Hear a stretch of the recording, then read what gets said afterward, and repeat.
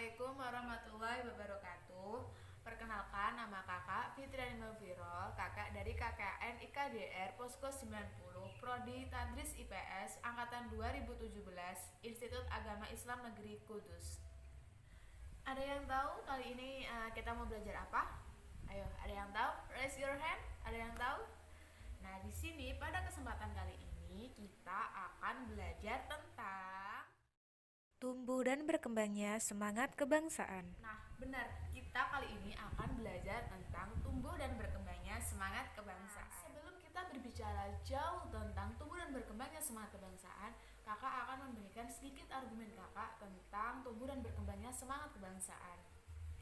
Nah, di sini kakak mau bertanya, kira-kira apa sih faktor penyebab kegagalan-kegagalan yang terjadi pada masa lampau sehingga Indonesia tidak lekas merdeka? Ada yang tahu? Ayo, ada yang tahu? Nah, benar sekali. Mengapa Indonesia sering sekali mengalami kegagalan-kegagalan dalam memperjuangkan kemerdekaan Indonesia? Salah satu faktor terpenting versi kakak adalah karena masih banyaknya berjuang secara kedaerahan atau bersifat kedaerahan. Nah, di sini kakak mengibaratkan bahwa bangsa Indonesia adalah seperti seikat sapu lidi, tidak akan bisa melakukan apapun jika tidak mau bersatu, membulatkan tekad dan melawan segalanya. Nah, maka dari itu kita sebagai bangsa Indonesia, kita harus bersatu, menguatkan tekad untuk melawan segala macam keburukan yang diberikan dunia kepada kita. Nah, di sini dalam bab tumbuh dan berkembangnya semangat kebangsaan ada 4 materi yang harus kakak sampaikan. Berikut adalah materi yang akan kita pelajari pada kesempatan kali ini. Yang pertama adalah latar belakang munculnya nasionalisme. Di sini dalam latar belakang munculnya nasionalisme ada dua faktor, yaitu faktor internal dan juga faktor eksternal. Nah, di sini faktor internal yang pertama adalah perluasan pendidikan. Apa sih Kak yang dimaksud dengan perluasan pendidikan? Yang dimaksud perluasan pendidikan di sini adalah pemerintah Hindia Belanda membuat sebuah kebijakan yang diberi nama politik etis. Nah, di sini isi dari politik etis ada 3 kebijakan, diantaranya adalah irigasi, transmigrasi, dan juga edukasi. Pada dasarnya, tujuan dari politik etis ini adalah untuk memperbaiki kondisi Indonesia yang semakin terpuruk. Namun, pada penerapannya tetap saja pihak penjajah lebih diuntungkan daripada pihak Indonesia. Meskipun demikian, ada hikmah di balik itu. Bangsa Indonesia mampu menyerap ilmu dari apa yang telah diajarkan oleh penjajah sehingga bangsa Indonesia memiliki bekal untuk melawan mereka semua. Jadi, pada masa ini banyak sekali tokoh yang terlahir sebagai pelopor kemerdekaan. Pada abad ke-20, pendidikan di Indonesia begitu pesat sekali perkembangannya. Bukan hanya dari pihak pemerintah yang mendirikan pendidikan, tapi juga dari pihak swasta. Di antaranya mulai dari agama Katolik, Kristen Protestan, lalu golongan Muhammadiyah, NU, Persatuan Islam, dan juga masih banyak lagi. Dari dulu hingga sekarang, peran pendidikan menjadi faktor terpenting dalam kehidupan karena pendidikan menyebabkan terjadinya transformasi ide dan juga pemikiran yang mendorong semangat pembaharuan masyarakat. Nah, untuk faktor internal yang kedua adalah kegagalan di berbagai daerah. Dari serangkaian kegagalan yang terjadi, akhirnya bangsa Indonesia sadar dan mengetahui apa sih yang menjadi faktor mereka selalu gagal dalam memperjuangkan kemerdekaan Indonesia. Seperti yang kakak katakan tadi, bahwa salah satu faktor penyebab kegagalan-kegagalan yang terjadi di Indonesia adalah karena perjuangan yang bersifat kedaerahan. Memasuki abad ke-20, Indonesia mulai mengalami perubahan. Dari yang semula bersifat kedaerahan menuju perjuangan yang bersifat nasional. Sejak saat itu, Indonesia telah menemukan identitas kebangsaan Indonesia sebagai perekat perjuangan bersama. Paham nasionalisme telah tumbuh dan menjelma menjadi sarana perjuangan yang sangat kuat. Corak perjuangan bangsa Indonesia ditandai dengan momentum penting, yaitu dengan dengan diikrarkannya Sumpah Pemuda pada 28 Oktober 1928. Lalu faktor internal yang ketiga adalah rasa senasib sepenanggungan. Semakin lama penjajah berada di Indonesia, semakin luas pula wilayah jajahan mereka. Maka secara otomatis banyak pula yang merasakan beban yang sama. Karena merasakan hal yang sama, beban yang sama, dan segala apapun yang sama yang diberikan oleh pemerintah Hindia Belanda kepada Indonesia, maka rakyat Indonesia akhirnya memilih untuk bersatu untuk melawan penjajah dan bertekad untuk melawan penjajah secara bersama. Paham-paham baru seperti sosialisme, pan-islamisme, nasionalisme, liberalisme, demokrasi menjadi salah satu pendorong pergerakan nasional Indonesia. Paham-paham tersebut telah mengajarkan Indonesia tentang bagaimana langkah-langkah memperbaiki kondisi kehidupan yang ada di Indonesia. Nah, paham-paham tersebut juga mempengaruhi organisasi pergerakan nasional Indonesia. Pada tahun 1904 sampai 1905 terjadi peperangan antara bangsa Rusia dan juga bangsa Jepang. Rusia merupakan bagian dari bangsa Eropa dan Jepang adalah bagian dari bangsa Asia. Dalam peperangan itu, Jepang mampu mengalahkan Rusia. Kekalahan bangsa Rusia menjadi inspirasi bangsa Asia bahwa ternyata bangsa Asia bisa mengalahkan bangsa Barat. Sejak saat itu, bangsa Asia memiliki keyakinan bahwa mereka bisa melawan bangsa Barat. Organisasi pergerakan nasional tidak muncul begitu saja. Awalnya, organisasi yang berdiri di Indonesia adalah organisasi etnis, kedaerahan, dan keagamaan. Berbagai organisasi tersebut sering melakukan pertemuan hingga akhirnya muncul ide untuk mengikatkan diri dalam organisasi yang bersifat nasional. Beberapa contoh diantaranya adalah Serikat Pasundan serta Perkumpulan Kaum Betawi yang dipelopori oleh Muhammad Husni Tamrin. Selain organisasi etnis, muncul juga beberapa organisasi kedaerahan seperti Trikoro Darmo, Jong Java, dan juga Jong Sumatera dan Bon. Dalam hal ini, bukan hanya kaum pria saja yang melakukan perlawanan, namun kaum wanita juga aktif berperan dalam berbagai organisasi, baik organisasi sosial maupun politik. Peran serta perempuan dalam memperjuangkan kemerdekaan telah ada sejak dahulu. Beberapa tokoh pejuang wanita zaman dahulu diantaranya adalah Raden Ajeng Kartini, Dewi Sartika, dan Maria Walanda Maramis. Raden Ajeng Kartini adalah putri Bupati Jepara, Jawa Tengah yang memperjuangkan emansipasi atau persamaan derajat antara laki-laki dan perempuan. Beliau mendirikan sekolah khusus untuk perempuan. Dewi Sartika mendirikan sekolah di Bandung, Jawa Barat. Maria Walanda Maramis mendirikan sekolah di Gorontalo, Sulawesi.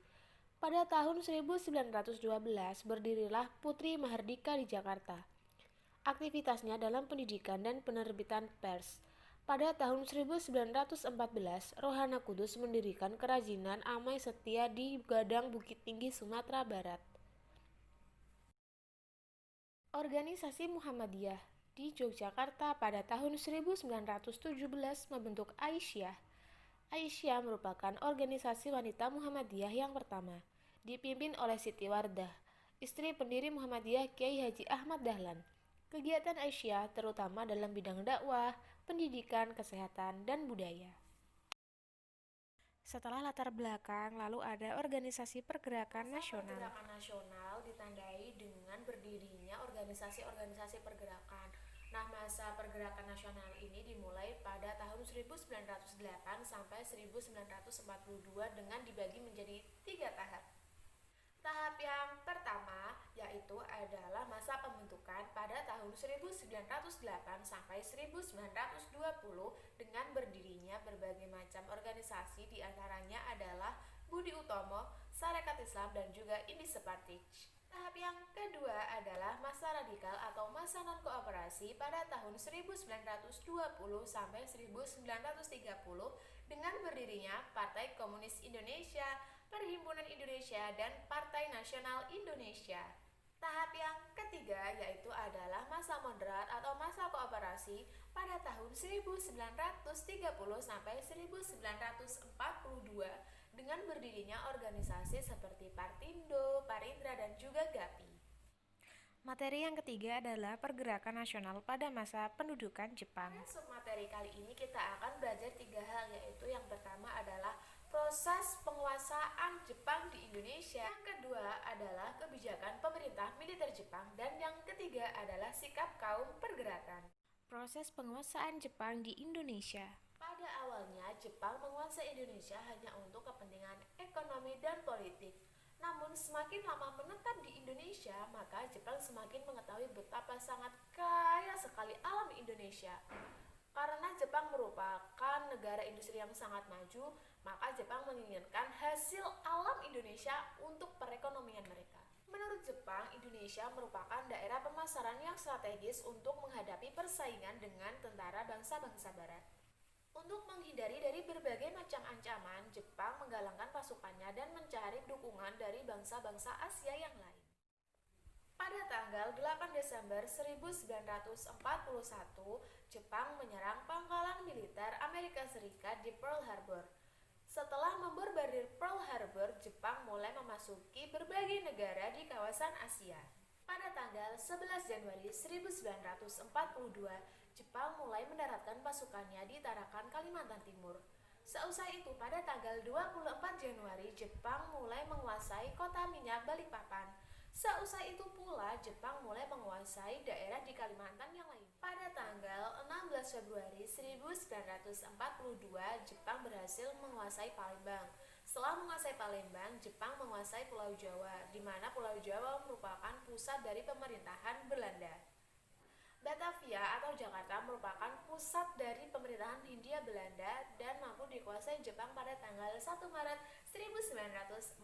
Setelah melakukan banyak pertempuran antara Jepang dan juga Belanda, pada akhirnya Belanda menyerah tanpa syarat kepada Jepang pada tanggal 1 Maret 1942 di Kalijati, Subang, Jawa Barat dengan ditandatangani kedua belah pihak. Untuk yang selanjutnya adalah kebijakan pemerintah militer Jepang.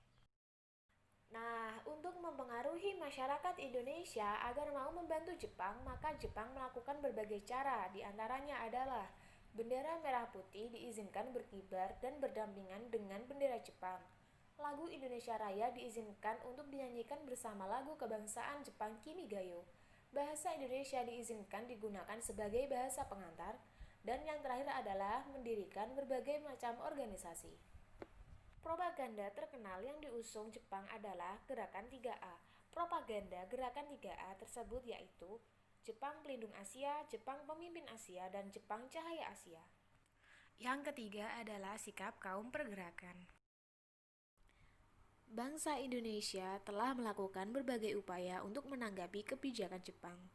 Propaganda Jepang sama sekali tidak mempengaruhi para tokoh perjuangan untuk percaya begitu saja. Bagaimanapun, mereka sadar bahwa Jepang adalah penjajah. Bahkan, mereka sengaja memanfaatkan organisasi-organisasi pendirian Jepang sebagai batu loncatan untuk meraih Indonesia merdeka.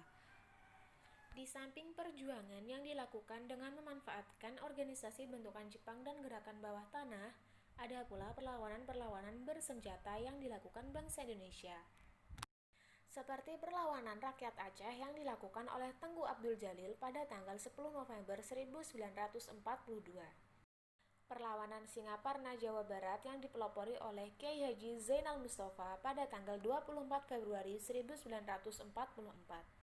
Perlawanan Indramayu, Jawa Barat pada bulan Juli 1944 yang diketuai oleh Haji Madrian. Perlawanan peta di Blitar, Jawa Timur yang dipimpin oleh Supriyadi pada tanggal 14 Februari 1900. Materi yang terakhir adalah perubahan masyarakat Indonesia pada masa penjajahan. Terjadinya kolonialisme dan imperialisme di Indonesia menyebabkan berbagai perubahan masyarakat Indonesia, baik dari aspek geografis, ekonomi, budaya, pendidikan, maupun politik. Perubahan apa saja yang terjadi pada masyarakat Indonesia pada masa kolonial? Yuk simak sampai habis. Yang pertama adalah perluasan penggunaan lahan. Pada masa penjajahan terjadi perubahan besar dalam perkembangan perkebunan di Indonesia. Penambahan jumlah lahan untuk tanaman ekspor dilakukan di berbagai wilayah di Indonesia. bukan hanya pemerintah kolonial yang mengembangkan lahan perkebunan di Indonesia, tetapi juga perusahaan-perusahaan swasta. Van Deventer pernah mengusulkan politik etis yang terdiri dari edukasi, irigasi, dan transmigrasi. Sejarah transmigrasi Indonesia terutama terjadi pada akhir abad ke-19. Tujuan utama transmigrasi pada masa tersebut adalah untuk menyebarkan tenaga kerja murah di berbagai perkebunan di Sumatera dan Kalimantan. Banyak orang Jawa yang disuruh transmigrasi ke Pulau Sumatera atau Kalimantan. Pembukaan perkebunan pada masa kolonial Barat di Indonesia telah berhasil mendorong persebaran penduduk Indonesia. Persebaran penduduk Indonesia tidak sebatas dalam lingkungan nasional, tetapi juga lintas negara. Contohnya negara Suriname di Amerika Latin. Di dalamnya banyak terdapat warga keturunan suku Jawa. Perubahan masyarakat dalam kegiatan ekonomi pada masa kolonial, baik dalam kegiatan produksi, konsumsi, dan distribusi. Kegiatan produksi dalam pertanian dan perkebunan semakin maju, dengan ditemukannya berbagai teknologi pertanian yang bervariasi. Pada masa sebelum kedatangan bangsa-bangsa Barat, masyarakat biasanya bekerja secara gotong royong. Contohnya dalam mengerjakan sawah, setiap kelompok penduduk akan mengerjakan secara bersama-sama dari sawah satu ke sawah yang lainnya. Pada masa kekuasaan kolonial Barat, uang mulai dikenalkan sebagai alat pembayaran jasa tenaga kerja. Perubahan masyarakat pada masa penjajahan Jepang. Kesengsaraan pada masa pendudukan Jepang menyebabkan besarnya angka kematian pada masa pendudukan Jepang. Migrasi terjadi terutama untuk mendukung perang Jepang menghadapi sekutu. Banyak rakyat Indonesia yang ikut dalam Romusa ataupun membantu pasukan Jepang di beberapa negara Asia Tenggara untuk membantu perang Jepang. Sebagian dari mereka tidak kembali atau tidak diketahui nasibnya. Perubahan dalam aspek ekonomi. Sistem ekonomi perang Jepang membawa kemunduran dalam bidang perekonomian di Indonesia. Putusnya hubungan dengan perdagangan dunia mempersempit kegiatan perekonomian di Indonesia. Maka rakyat Indonesia pun mengusahakannya sendiri. Adapun bahasa Jepang menjadi bahasa utama di sekolah-sekolah. Tradisi budaya Jepang dikenalkan di sekolah-sekolah mulai dari tingkat yang terendah. Para siswa harus digembleng agar bersemangat Jepang atau Nippon Seishin. Para pelajar juga harus menyanyikan lagu Kimigayo, lagu kebangsaan Jepang, dan lagu-lagu lain, menghormati bendera Hinomaru, serta melakukan gerak badan Taisho dan Seikirei. Perubahan dalam aspek budaya. Perkembangan bahasa Indonesia pada masa pendudukan Jepang mengalami kemajuan. Pada tanggal 20 Oktober 1943, atas desakan dari beberapa tokoh Indonesia, didirikanlah Komisi Penyempurnaan Bahasa Indonesia. Tugas komisi adalah menentukan istilah modern dan menyusun suatu tata bahasa normatif serta menentukan kata-kata yang umum bagi bahasa Indonesia. Sebagai penutup, kakak memberikan satu pertanyaan dan jangan lupa dikerjakan ya sebagai bentuk pengabsenan. Cukup sekian dan terima kasih. Wassalamualaikum warahmatullahi wabarakatuh.